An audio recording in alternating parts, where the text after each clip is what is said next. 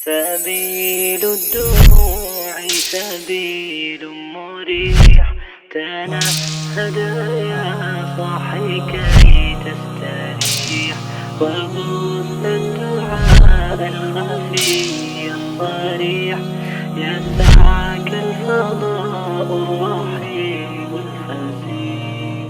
بسم اللہ الرحمن الرحیم. فائل کے متعلق ہم نے پڑھ لیا تھا کہ فائل اسم ظاہر ہوتا ہے، فائل اسم ضمیر ہوتا ہے، پھر اسم ظاہر کہاں پر آتا ہے، اسم ضمیر کہاں پر آتا ہے، پھر اسم ضمیر میں بعض اوقات ضمیر ظاہر ہوتی ہے، بعض اوقات ضمیر چھپی ہوئی ہوتی ہے. یہاں پر ایک چیز رہتی تھی، وہ یہ ہے کہ فائل کے متعلق تو ہم نے پڑھ لیا، لیکن فعل کو فائل کے مطابق کیسے لایا جائے گا، فعل کب مذکر لایا جائے گا، کب مؤنث لایا جائے گا. تو یہ تھوڑی سی تفصیل ہے جو ہم نے اس سبق کے اندر کور کرنی ہے. یہ کل 7-8 صورتیں بنتی ہیں جن میں فعل کبھی مذکر آئے گا، کبھی فعل مؤنث آئے گا، اور کبھی اس میں آپشن دیا جائے گا، اختیار دیا جائے گا، چاہے تو آپ مذکر لیں چاہے تو آپ مؤنث لیں. وہ ہم انشاءاللہ 2 اسباق کے اندر ریکارڈ کریں گے. پہلا یہ ہمارا پارٹ 1 ہے جو کہ ہمارا اس ویڈیو کے اندر لیکچر موجود ہے. 7واں باب ہے فعل عاملہ. سبق نمبر 7 ہے فعل کو مذکر اور مؤنث لانے کی صورت. یعنی فاعل کب مذکر ہو کب مؤنث ہو تو پھر فعل کو مذکر لایا جائے گا، کب فعل کو مؤنث لایا جائے گا. تو یہاں پر 4 صورتیں ہیں جو کہ میں 1 بائی 1 آپ کے سامنے ذکر کرتا ہوں. پہلی صورت بہت آسان ہے کہ فاعل اگر مذکر ہے تو پھر فعل بھی مذکر آئے گا. بہت سمپل ہے، بہت نارمل اور بہت ایزی اور آسان صورت ہے کہ فاعل مذکر ہے تو آپ فعل کو بھی مذکر لے کر آئیں. مثال اس کی آسان ہے قرأ طالب. طالب دیکھیں مذکر ہے تو پھر قرأ یہ فعل بھی آپ مذکر کا صیغہ لے کر آئے ہیں. یا اسی طریقے سے سجد حامد، حامد نے سجدہ کیا. اب حامد مذکر ہے تو سجدہ فعل بھی آپ مذکر لے کر آئے ہیں. یہ ہوگی پہلی صورت. نمبر 2، دوسری صورت یہ ہے کہ فاعل مؤنث حقیقی ہو بغیر فاصلہ کے ہو. اس کو تھوڑا سمجھنا ہے کہ مؤنث حقیقی ہونے کا کیا مطلب ہے. دیکھیں مؤنث کی یا ہم یہ کہیں تانیث کی 2 قسمیں ہیں.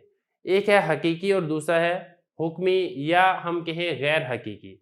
اب حقیقی کس کو کہتے ہیں اور حکمی کس کو کہتے ہیں، یا پھر ہم یہ کہیں کہ حقیقی کس کو کہتے ہیں اور غیر حقیقی کس کو کہتے ہیں.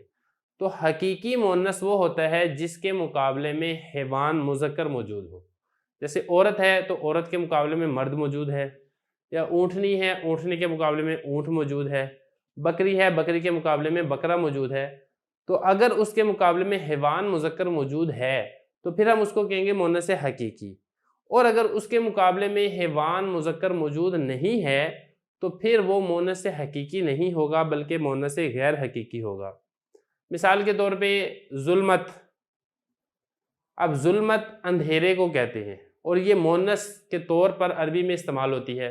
اب اس کے مقابلے میں نور موجود تو ہے لیکن ہم یہ نہیں کہہ سکتے کہ نور مذکر ہے اور ظلمت اندھیرا یہ مؤنث ہے. یا اسی طریقے سے عربی میں ارض زمین یا سورج شمس اس کو تانیث کے طور پہ استعمال کیا جاتا ہے. اب سورج کے مقابلے میں کوئی حیوان مذکر تو موجود نہیں ہے، یا ارض زمین کے مقابلے میں کوئی حیوان مذکر موجود نہیں ہے، تو یہ ہوگا مؤنث غیر حقیقی. تو دوسری صورت اب سمجھیں آپ کہ فاعل مؤنث حقیقی ہو یعنی مؤنث غیر حقیقی نہ ہو، مؤنث حقیقی ہو اور بغیر فاصلہ کے ہو. نمبر 2، یعنی فعل اور فاعل کے درمیان کسی چیز کا فاصلہ نہ ہو. فعل ہو، فعل کے فوراً بعد فاعل ہو، اور فاعل بھی مؤنث حقیقی ہونا چاہیے، مؤنث غیر حقیقی نہیں ہونا چاہیے. 2 چیزیں ہوگی. تو پھر کیا حکم کیا ہے؟ حکم یہ ہے کہ فعل کو مؤنث لایا جائے گا. پہلے آپ نے مذکر لانے کی صورت پڑھ لی کہ فعل کو مذکر کب لایا جائے گا، جب فاعل مذکر ہے. اب دوسری صورت ہے کہ فعل کو مؤنث آپ نے کب لے کر آنا ہے. اس کے لیے 2 شرطیں ہیں. نمبر 1 کہ فاعل مؤنث حقیقی ہو. نمبر 2 فعل اور فاعل کے درمیان فاصلہ نہ ہو تو فعل کو آپ مؤنث لے کر آئیں گے. اس کی مثال ہے قامت ہندن. اب یہ دیکھیں ہندا کھڑی ہوئی. اب یہ قامت فعل ہے، ہندن اس کا فاعل ہے. اب فاعل ہند یہ مؤنث حقیقی ہے، اور آپ دیکھیں قامت فعل اور ہند فاعل کے درمیان کسی چیز کا فاصلہ نہیں ہے. فعل کے فوراً بعد فاعل آ رہا ہے تو آپ نے اس کو قامہ نہیں پڑھنا بلکہ آپ نے یہاں پہ مؤنث کا لفظ لے کر آنا ہے قامت ہندن. دوسری مثال دیکھیں سمیت عائشہ. عائشہ نے سنا. یہاں پر بھی یہی ہے کہ عائشہ مؤنث حقیقی ہے اور سمیت فعل اور عائشہ فاعل کے درمیان کسی چیز کا فاصلہ نہیں ہے، تو آپ نے سمیت کو مونس کا صیغہ لے کر آنا ہے، سمیا نہیں کہنا، مذکر کا صیغہ نہیں لے کر آنا۔ تیسری مثال بھی ایسی ہے، قرأت فاطمہ، فاطمہ مونس حقیقی ہے، فعل اور فاعل کے درمیان فاصلہ نہیں ہے، تو آپ نے فعل کو مونس لے کر آنا ہے۔ تو یہ ہماری ہوگی دو صورتیں۔ پہلی صورت میں ہم نے یہ پڑھا کہ فعل کو مذکر لایا جائے گا، دوسری صورت میں ہم نے یہ پڑھا کہ فعل کو مونس لایا جائے گا۔ اب چلتے ہیں تیسری صورت کی طرف۔ تیسری صورت یہ ہے کہ فاعل مونس حقیقی کی ضمیر ہو۔ پہلے تو یہ تھا نا کہ فاعل مونس حقیقی ہو، خود ہو۔ اب یہ تیسری صورت میں یہ ہے کہ مونس حقیقی خود نہیں ہے بلکہ ایک ضمیر ہے جو کہ اشارہ کر رہی ہے مونس حقیقی کی طرف۔ اس صورت میں بھی فعل کو مونس ہی لایا جائے گا، فعل کو مذکر نہیں لا سکتے۔ وہ کون سی صورت ہے؟ اس میں آپ یہ دیکھیں، ہندن قامت۔ اب یہ دیکھیں قامت میں ضمیر ہے، ہیا ضمیر، جو کہ لوٹ رہی ہے ہندن کی طرف، اور ہندا یہ مونس حقیقی ہے۔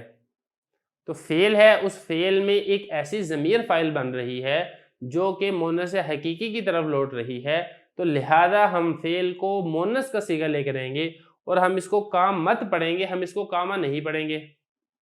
یہاں پر سوال یہ پیدا ہوتا ہے کہ آپ نے قامت، ہندن قامت میں ہند کو فاعل کیوں نہیں بنایا؟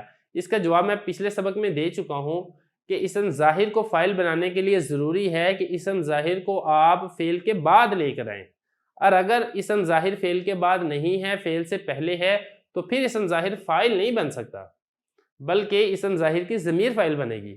لہذا یہاں پر اسم ظاہر کی ضمیر فاعل بن رہی ہے جو کہ لوٹ رہی ہے ہندن کی طرف، جو کہ مونس حقیقی ہے۔ دوسری مثال میں بھی ایسی ہے، فاطمۃ قرأت۔ اب قرأت میں ہی ضمیر فاعل ہے جو کہ فاطمہ مونس حقیقی کی طرف لوٹ رہی ہے، تو فاعل مونس حقیقی کی ضمیر ہے، تو فعل ہم نے قرأت مونس کا صیغہ لے کر آئے ہیں، فعل ہم مذکر کا صیغہ نہیں لے کر آئیں گے۔